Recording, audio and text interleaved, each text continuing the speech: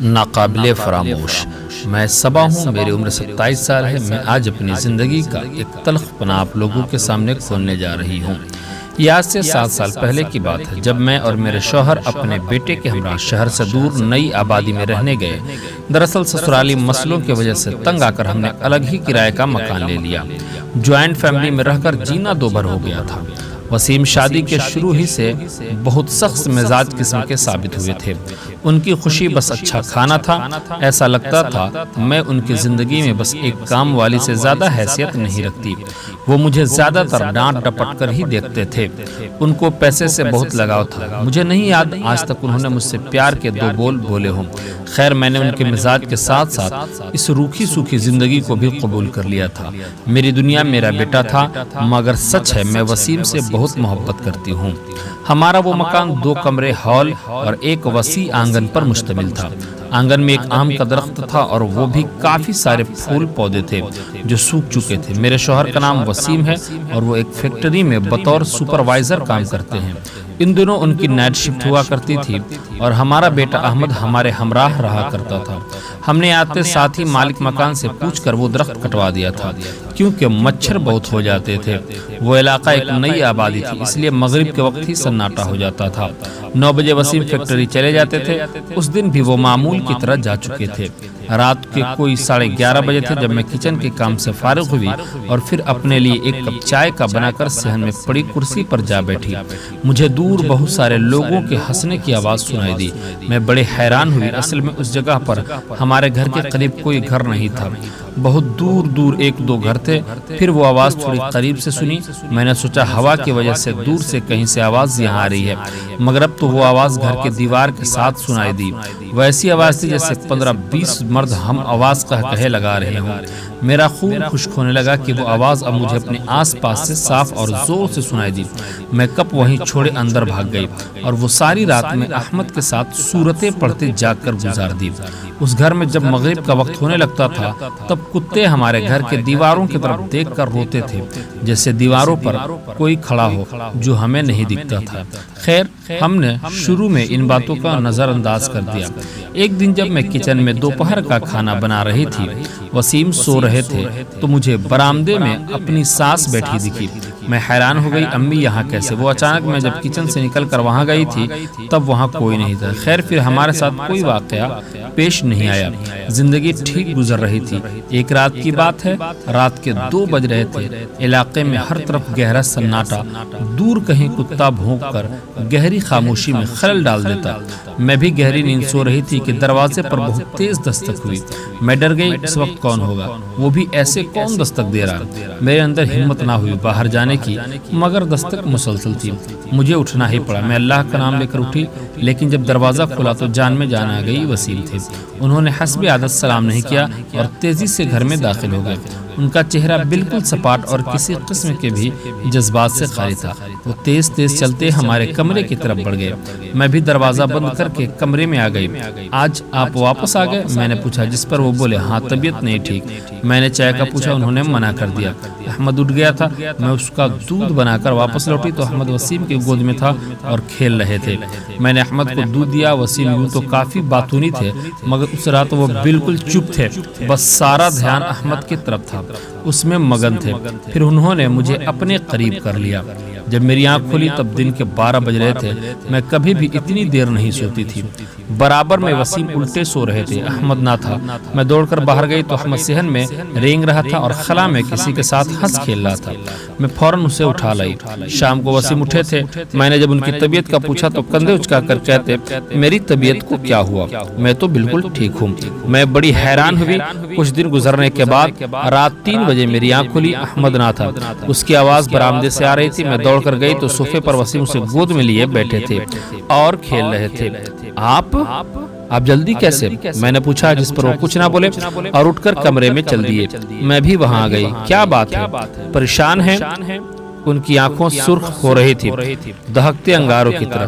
مجھے ان میں دیکھنے سے آج پہلی بار خوف سا آ رہا تھا۔ احمد کچھ ہی دیر میں سو گیا۔ مجھے لگا وسیم کو کوئی سخت پریشانی ہے جو وہ مجھے بتا نہیں رہے۔ میں ان کے سینے سے جا لگی اور پیار سے پوچھا کیا بات ہے میرے سر کے تاج؟ تو بولے تو کچھ نہ، مگر انہوں نے مجھے کس کر بازو میں پکڑ لیا جس سے مجھے تکلیف سی ہونے لگی تھی۔ پھر انہوں نے میرے بال کلپ کے قید سے آزاد کر ڈالے۔ فجر کی اذان ہو رہی تھی جب میری آنکھ کھلی۔ میں نے کروٹ لی تو وسیم وہاں نہ تھے۔ میں نے سوچا واش روم میں ہوں گے اور لیٹ گئی، انتظار کرنے لگی ورنہ وہ نہ آئے تو میں فکر سے اٹھ کر باہر کو چلی۔ اچانک ہی میں وسیم سے ٹکرا گئی۔ وہ اچانک ہی سامنے آ گئے تھے۔ میں چیخ پڑی جس پر وہ مسکرا گئے اور اپنے دونوں ہاتھوں میں میرا چہرہ لیا۔ کیا ہوا جان؟ وہ بہت پیار اور نرمی سے بولے۔ میں تو بس انہیں تکتی رہ گئی۔ آج تک انہوں نے مجھے اس محبت کا احساس نہیں دلایا تھا۔ مجھے یقین نہ ہوا وہ وسیم ہے۔ میری آنکھیں نم ہو گئی۔ انہوں نے مجھے اپنے سینے میں چھپا لیا۔ وہ بولے میں جانتا ہوں تم بہت اکیلی ہو، میں اتنا پیار دوں گا کہ تم سارے غم بھول جاؤ گی۔ کتنی معصوم ہو تم اور کتنی پیاری، تمہارے اس معصوم چہرے پر اداسی نہیں، زندگی کی تمام ترانائی اچھی لگے گی۔ مگر وہ آواز وسیم کے نہ تھی، بہت ہی سحر انگیز کسی اور مرد کی آواز تھی۔ میں نے چونک کر ان کی طرف دیکھا۔ وہ بنا تعصب مجھے دیکھتے رہے۔ میری چھٹی حص حرکت میں آ گئی۔ مجھے کچھ گڑبڑ لگا مگر سمجھ کچھ نہ آ رہا تھا۔ ان دنوں یاد پڑتا ہے میں تو بس کھل ہی اٹھی تھی۔ سچ ہے عورت اپنے مرد سے بس پیار چاہتی ہے۔ میری صحت پر بھی کافی اچھا اثر پڑا تھا۔ 3 ماہ گزر گئے۔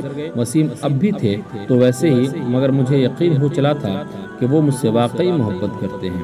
میرے لیے کافی تھا۔ دراصل ان دونوں میں حقیقت سے بے خبر جی رہی تھی۔ مجھے شک تو کئی بار ہوا تھا مگر یقین اس دن ہوا جب میں وسیم کے باہوں میں تھی اور وہ پیار سے میری زلفیں سہلا رہے تھے کہ دروازہ بجا اور وہ باہر دیکھنے گئے۔ وہ رات کا آخری پہر تھا۔ جب وہ واپس لوٹے تو انہوں نے بوٹ پہن رکھے تھے جبکہ وہ یہاں سے بنا جوتی کے گئے تھے۔ اف بہت ٹھنڈ ہے باہر۔ وہ اپنے جوتے اتارتے ہوئے بڑبڑائے کون تھا وسیم؟ میں بولی کہاں؟ وہ لاپرواہی سے بولے باہر کون تھا؟ باہر میں تھا اور کون؟ تم تو اس قدر سست اور پھوہڑ ہو چکی ہو کہ گھر کا دروازہ کھلا چھوڑو یہاں آرام کر رہی ہو۔ سارا دن کرتی ہی کیا ہو جو اتنا بھی نہیں کر سکتی؟ وہ اپنی عادات کے مطابق بڑبڑاتے رہے مگر میرا دماغ تو کہیں اور ہی تھا کیونکہ دروازہ تو میں بند کر کے سوئی تھی۔ آپ باہر کیوں گئے تھے؟ وسیم کیا مطلب ہے تمہارا؟ کام پر گیا ہوا تھا، تمہیں نہیں پتا کیا؟ مگر آپ تو ابھی رات ہی کو آ گئے تھے۔ میں خوف سے تھر تھر کانپنے لگی۔ میں نے وسیم کو سب کچھ بتایا جس پر وہ گہری سوچ میں پڑ گئے۔ اچھا تم پریشان نہ ہو، مجھے حوصلہ تو دے رہے تھے مگر خود پریشان تھے۔ کچھ دن یوں ہی گزر گئے۔ میں روز وسیم کی منت کرتی مجھے بچے کے ساتھ یوں اکیلا چھوڑ کر مت جائیں، یا تو مجھے سسرال پھر سے چھوڑائیں، ہم وہیں رہنے چلتے ہیں۔ مگر وسیم نے کیا وہی جو انہوں نے کرنا تھا۔ میرے آنسو بھی نظر انداز کر گئے اور مجھے یوں ہی تنہا اس جہنم میں چھوڑ جایا کرتے تھے۔ کہہ جاتے فکر نہ کرو کچھ نہ ہوگا، میں جلد ہی کچھ کرتا ہوں۔ پھر میرے ساتھ کبھی کوئی واقعہ نہ ہوا۔ رات سکون سے گزر جاتی، صبح وسیم آ جاتے تھے مگر بتا نہیں سکتی کتنا خوف میں جی رہی تھی۔ ان دنوں ایک دن وسیم کسی مولانا کو لائے، گھر کو دم کرایا۔ ہم نے اب اطمینان سا ہو گیا تھا مگر ایک بات اب بھی تھی، احمد اب بھی ہوا میں کسی سے باتیں کرتا کھیلتا تھا۔ میں ماں تھی سمجھ گئی، میرے بچے کو بھی دوسری طرف انست ہو چکی ہے۔ یہ ہماری اس گھر میں آخری رات تھی، سارا بندوبست ہو چکا تھا، ہم کل صبح یہاں سے نکلنے والے تھے۔ وہ ایک طوفانی رات تھی، بہت تیز بارش ہو رہی تھی، بجلی وقفے وقفے سے چمک کر پورے آنگن کو روشن کر دیتی تھی۔ میری آنکھ بادل کی تیز گرج سے کھلی، کمرے میں اندھیرا تھا، بارش کی وجہ سے بجلی نہ تھی۔ آسمانی بجلی کی چمک میں نے ٹارچ ڈھونڈنے کی پوری کوشش کی مگر کچھ بھی نہ ملا۔ میں چلتے ہوئے کسی چیز سے ٹکرا گئی، میری چیخ نکل گئی کہ کسی نے میرے منہ پر ہاتھ رکھ کر آہستہ ہمارا احمد جاگ جائے گا، یہ وہی آواز تھی۔ میں خوف سے تھر تھر کانپنے لگی، آیت الکرسی پڑھتی رہی۔ وہ مجھے چھوڑے پلنگ پر جا بیٹھا، آہٹ ہی سے میں سب کچھ محسوس کر رہی تھی، دکھائی کچھ نہ پڑ رہا تھا، خوف سے لگتا جان نکل جائے گی۔ وہ میرے بچے کے پاس جا بیٹھا تھا، میں دوڑ کر گئی اور احمد کو اٹھا لیا اور سورتیں پڑھنے لگی۔ ڈرو نہیں، یہ بچہ مجھے بہت پسند ہے، میں اسے کوئی نقصان نہیں دوں گا، لاؤ اسے دو مجھے۔ نہیں، وہ اٹھ کر میرے نزدیک بہت نزدیک آ گیا، اس کے وجود کی تپش میں اپنے وجود پر سانپ محسوس کر رہی تھی۔ لے جا رہا ہے کل پھر وہ تمہیں مجھ سے دور، وہ سرگوشی میں بولا اور اس نے ہم دونوں کے اپنے بازوؤں کے حصار میں لے لیا۔ پھر اس نے میری گود سے احمد کو لیا اور چوما، بولا چلو گی میرے ساتھ؟ اس کے عجیب سے سوال نے میرے جسم میں سنسنی دوڑا دی، میری آواز حلق میں اٹک سی گئی تھی۔ काटो तो लहू नहीं की सी हालत थी। चले जाओ यहाँ से, खुदा के वास्ते, हमने तुम्हारा कुछ नहीं बिगाड़ा। अचानक ही कमरे में गहरी खामोशी छा गई। मुझे यकीन हो गया वो जा चुका है, मगर पहाड़ मुझ पर तब टूटा जब मुझे अंदाजा हुआ वो मेरे बच्चे को भी अपने साथ ले जा चुका है। बहुत मुश्किल थे वो दिन। इस बड़े नुकसान के बाद वसीम अपना सर पीट गए। उनको अंदाजा हुआ कि यहाँ से जल्द ना जाकर उन्होंने कितनी संगीन गलती कर डाली। हम दिन रात पीरों बाबों के चक्कर काटते रहे, मगर सभी बस पैसे लूटते रहे। मैं अधमरी हो गई, रो रो कर दिन रात जायनमाज पर बैठी दुआ मांगती रहती। अहमद की एक एक चीज को उसकी याद की शक्ल में सीने से लगाए बैठी रहती। 2 हफ्ता गुजर चुका था, वसीम फिर भी संभल गए थे, मगर मैं जीते जी मर गई थी। कोई उम्मीद दिखाई ना देती। सबको हमने यही बताया कि अहमद खो गया है। आज भी याद है वो रात मुझे, जब मेरी आंख खुली तो मेरा जिगर का टुकड़ा, दिल की ठंडक, मेरे अहमद मेरे पहलू में लेटा मिला।